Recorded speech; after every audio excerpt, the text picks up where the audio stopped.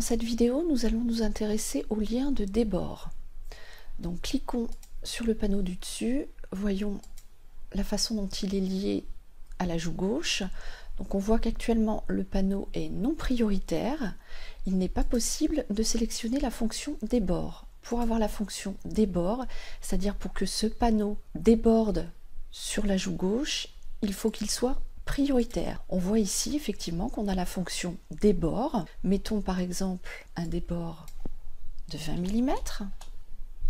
On voit donc que le panneau du dessus vient déborder sur la joue de 20 mm. Alors, il est important à noter que lorsque vous utilisez cette fonction, cela ne change pas les dimensions extérieures du meuble. Si je reviens en arrière, on a 700 mm.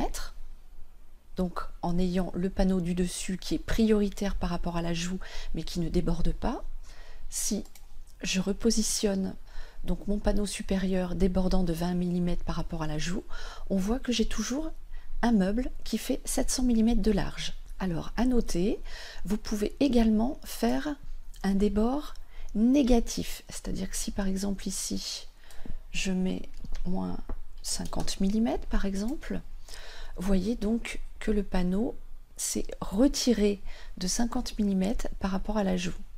Merci d'avoir regardé cette vidéo.